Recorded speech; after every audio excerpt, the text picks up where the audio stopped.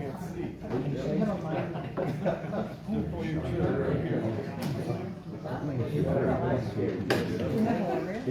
Good to see you. Yeah. I have a question.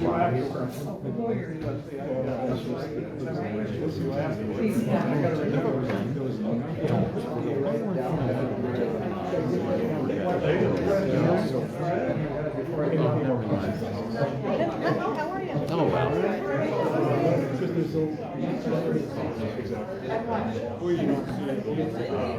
One of these days I'll get organized.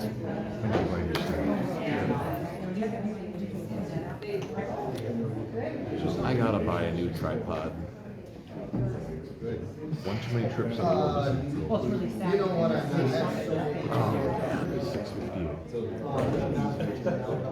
We're amateurs, man. What do you want? We don't have the multi-million-dollar bucks of KTTC. Had you not sent me that text, I probably would not be here. I was in my jams. That's hilarious.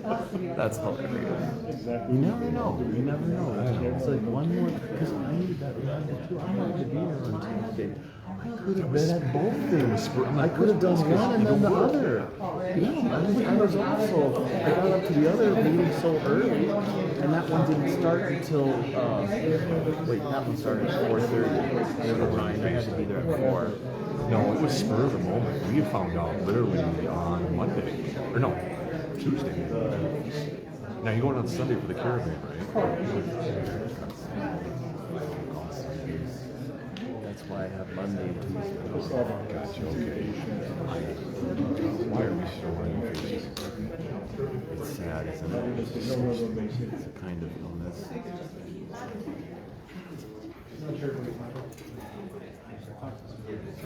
You have a crystal clear view.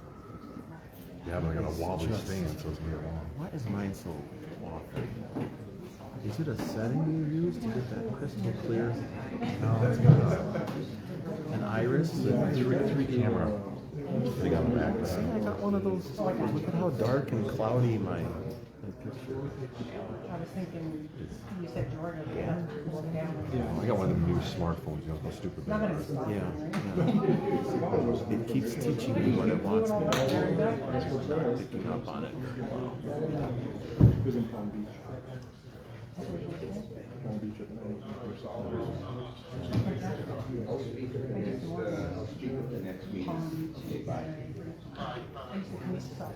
It's Wednesday. How'd you get off today?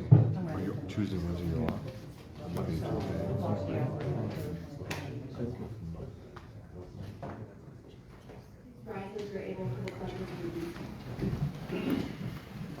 Recording in progress. Allegiance to the flag of the United States of America and to the republic for which it stands, one nation, under God, indivisible, with liberty and justice for all.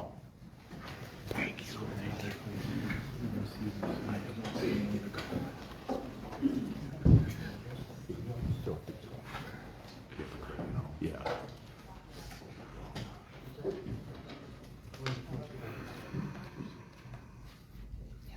Hello, welcome everyone. Thank you for joining us for our November 2nd City Council meeting.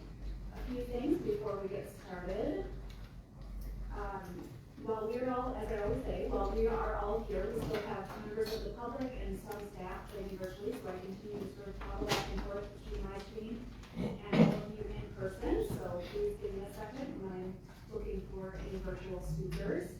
And also, we always take breaks about 90 to 120 minutes between items as we go through the evening. All right, we begin every meeting with open comment, and this is an opportunity for anyone from the public who would like to speak on an item and not be hearing public testimony on later in the agenda.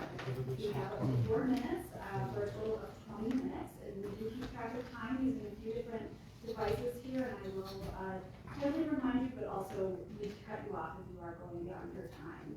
As always, I know that we want to keep you, make sure you're concise, so people who are signed up and anyone who didn't have a chance to sign up does have a chance to speak if they'd like to. If you do have materials that you'd like to share with the council, I'd ask that you send those over to our clerk Giesler, and she will hand those out.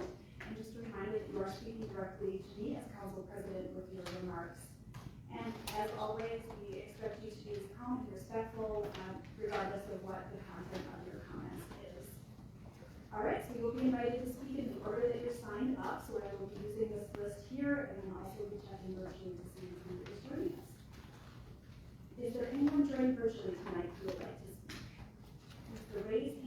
function or press star 9.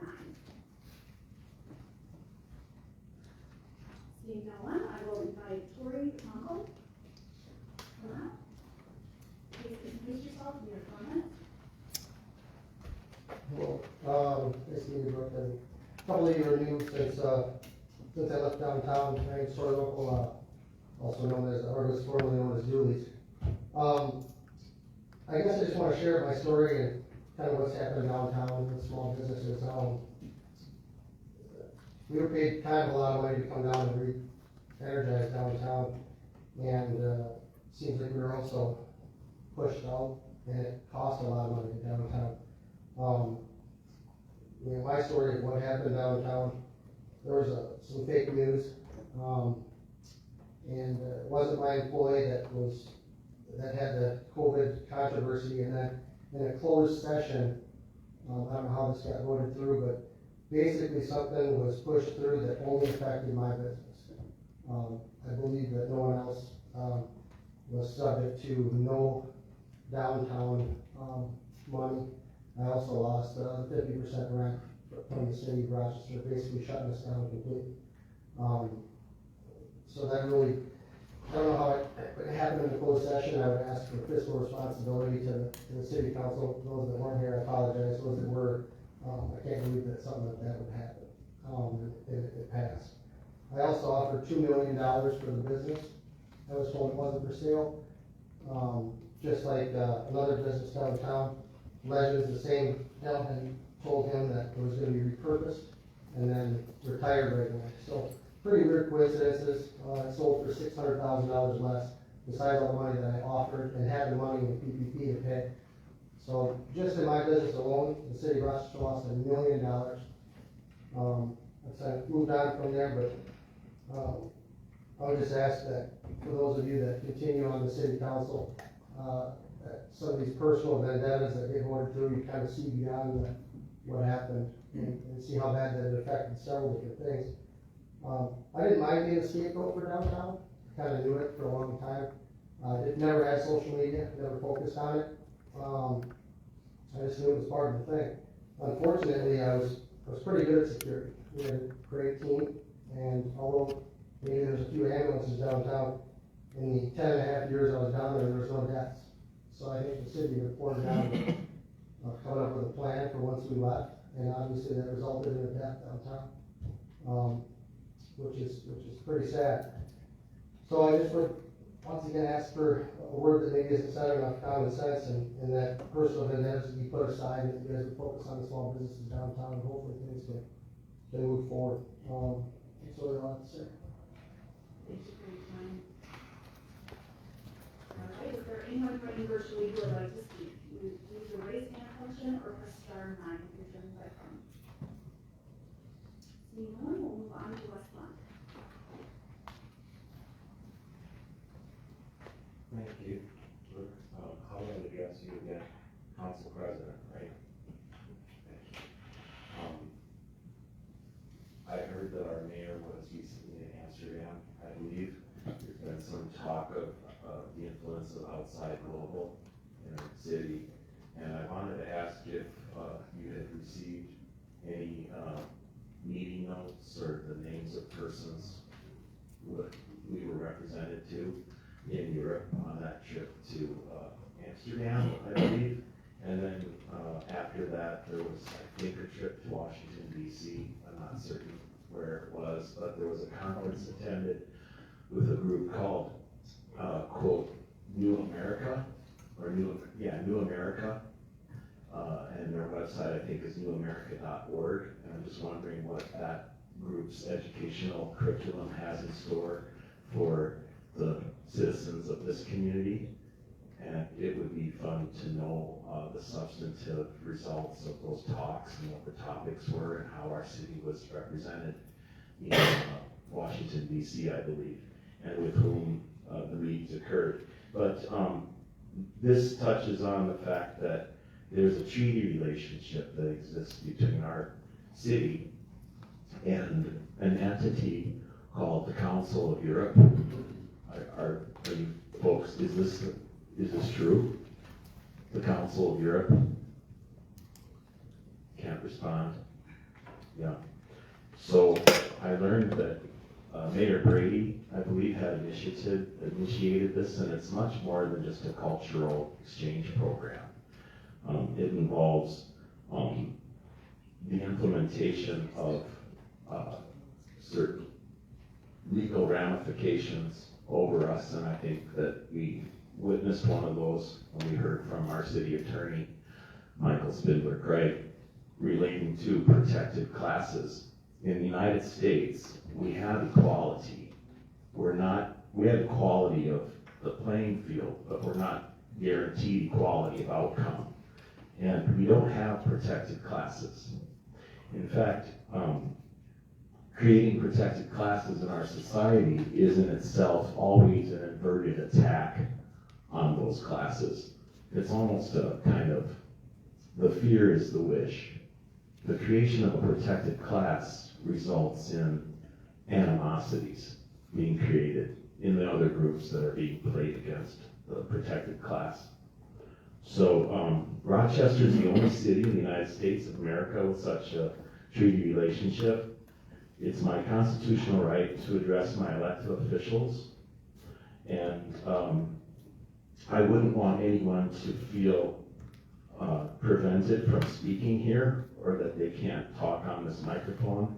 And I would love it for us to have courses in constitutional law, and I would encourage my friends to attend those too, or how to engage these proceedings, or how to be better participants in these proceedings. But it's not our duty to know Robert's Rules of Order, but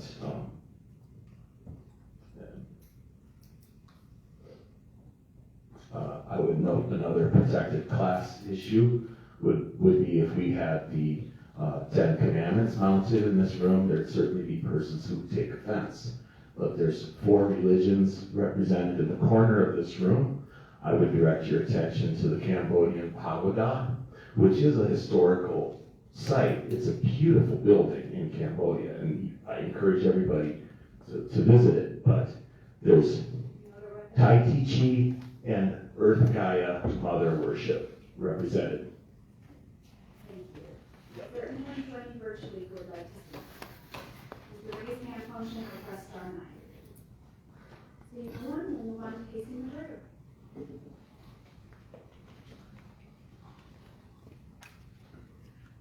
Hello, Council. I'm Casey McGregor. The leaders of the state of Minnesota did something unprecedented in 2020. They used business licenses the state gives small businesses as political weapons, in my opinion. They closed businesses down, threatened them, went after them, fined them, and even arrested some grandma early. When you go to trade school, you get a diploma. Your education comes from the school. After you get a state license, that comes with laws and rules that go through legislative process to follow in your career. What the state laws and rules are meant to do is keep everything the same, no matter if you live in Rochester, Mankato, or Alexandria. All salons should wash their sheets and their linens at this temperature. All salons will use EPA-regulated disinfectants, etc. The licenses that are to keep you safe, so keep the public safe continually throughout the state, is not to be used as a political weapon, to close businesses or bend the will of businesses to whatever political win you have. The city of Rochester is apparently following along these bad ideas. The Mayor Norton often says she's a lifelong learner, and so am I. This is a picture I took for council. These are some of the licenses, certifications, diplomas I hold. I personally don't like pedigree walls. I think they're tacky, cluttered, and usually full of dust. So I only display what I'm required to by law. One of these degrees I hold is a massage therapist. I am a dinosaur in the massage industry. 22 years I have been in this industry. The city is how I get my massage license for this degree. The license you offer is garbage. The city license doesn't protect the community, therapist, or city. It has no laws and rules. It's useless. I was upset with this, and I called and talked to staff. Staff informed me, guess what? You guys are going to start investigating massage therapists. Police are going to come into our businesses with black lights. I asked, are you going into the businesses that say they're massage places, but they don't have a business license? Oh, no, staff said. They're gonna start with the license, 40 to 45 first. I said, you think the people that have licensed business are the birds? We know, said staff. What? I said, are you gonna go to investigate the massage therapist at Mayo Clinic? Oh, no. Are you gonna investigate the massage therapist at chiropractor's offices? Oh, no. So the net that's being cast onto massage therapists is just on a fraction of the industry. Apparently, Mayor Norton's request, and I've been told she's directly pushing this. Is she going after her campaign opponent's team? The only reason I ask is because of how narrow the scope got. There are bad actors in every profession. The massage industry has to deal with this more than most. Did you know there was a council person in California that was relieved of their duty recently because they were extreme racists? Can you imagine? That would be so insulting to you. That got me thinking, why would you go after such a small group to find perverts, sex trafficking, human trafficking, pedophilia, the icky people? Why would you cast such a shallow net? Why not work with RPD and the Sheriff's Department and have them together do a massive prostitution thing? Why not cast a larger net like under Mayor Artel Brady in 2017? Where in the last 4 years are your prostitution or pedophilia stings? Are you scared of who you're going to find?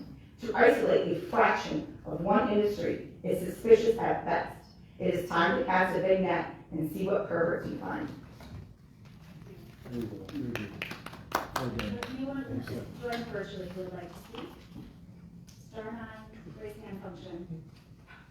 See no one, we'll move on to Gail Madison. Good evening, everyone. Gail Madison, and Council President.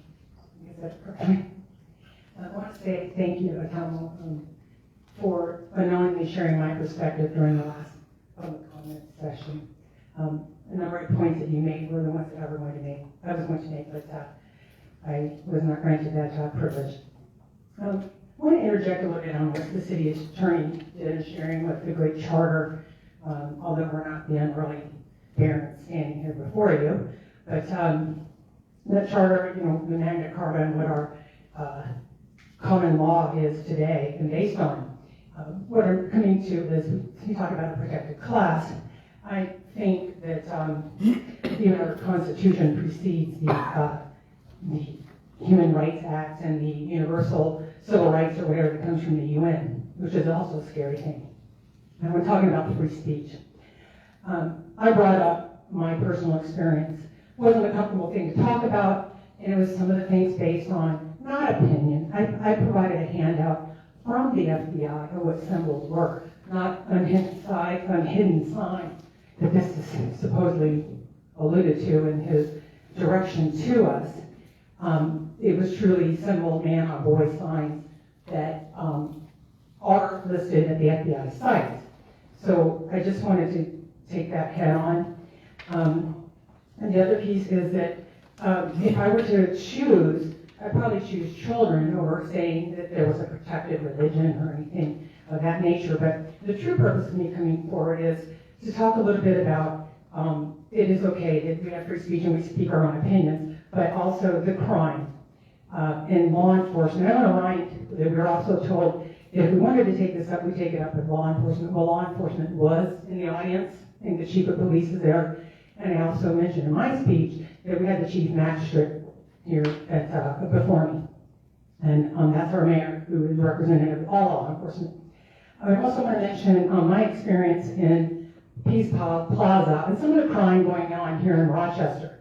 Before I say that about Peace Plaza, I want to mention my husband and I were brought home early or called home early from vacation because someone was standing at 1:30 in the morning in my driveway and up to something nefarious. Once my neighbors noticed them, they took off, pulled their hoodie down, tighter, took off. Really unusual behavior.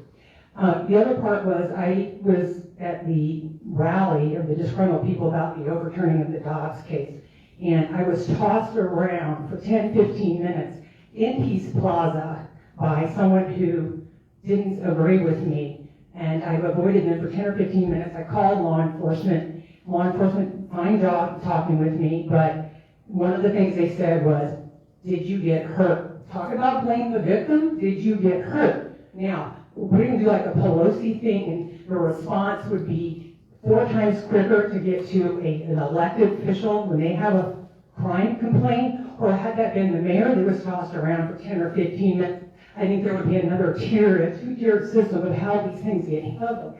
And she would not have been said to, oh, did you get hurt? Another person in police said, you know, if you come out in a place like this, you just kind of expect this kind of thing to happen. No, I don't expect anybody to put their hands on me. There's cameras all over Peace Plaza. There's also body cams that law enforcement wears. I also contacted CERT, who was standing there, and they said, we can't do anything, knowing the person came to me over and over again. Even people that were part of the rally were asking me, are you okay? I was okay, but I think the crime is handled differently for us as the elected officials, and it's ignored. Thank you, Ms. Patterson. All right, anybody joining virtually, use the raise hand function or press star 9. Hearing no one, we'll move on to the demo discussion. Yeah, this is the last time I was here for a I think. This is a long time ago. We were told about preclusions and precluded people. I thought about that quite a bit, and I came up with my own preclusions. It's all on me. I preclude the city attorney and the city council from precluding people. I preclude Kim Norton from bypassing the city council regarding matters of policy and planning in favor of the agendas of special interests foreign to the city of Rochester. I preclude Rochester City Council members who have abdicated their charge to represent the needs and interests of the ward residents who elected them and replacing them with a destructive citywide vision that ignores them in order to be implemented. Furthermore, I preclude the Rochester City Council from voting to increase their own pay, but bring such a proposal to the citizens in the form of a referendum. Unelected citizens can vote themselves a salary increase. Neither should you. It's immoral, and self-serving. I preclude Kim Norton and the City Council from constricting traffic to make room for bicycle paths that nobody uses, even in the 5 months when the weather is favorable. I preclude Kim Norton from participating in junkets financed by interests foreign to Rochester and claiming that she's doing city work. She is not. I preclude the Rochester City Council from approving Kim Norton's absence from the mayor's office for said junkets, unless it's done on her own personal time. I preclude Kim Norton from pretending to be taking notes and from looking up at the ceiling as a means of ignoring commentary, analysis, and criticism of her substandard performance as a mayor. I preclude Kim Norton and the City Council from ignoring the rising tide of crime and homelessness in Rochester. I preclude Kim Norton from attending elitist galas on the same night when people are overdosing on fentanyl in the city streets. And I preclude you from destroying businesses and livelihoods like you did all over town. I preclude you from destroying dreams. I preclude you from your self-importance. I preclude you from thinking that you're above us. I preclude you from excluding us from the hardships that we experience as citizens of this town. I preclude you. All right, is there anyone joining virtually? We have just a short amount of time left. The raise hand function or press star 9. See no one? Is there anyone else who didn't have a chance to speak? All right, with that, we'll close the open comment period and officially call the meeting to order. Clerk Kiesler, please call the roll. Councilmember Keen. Here.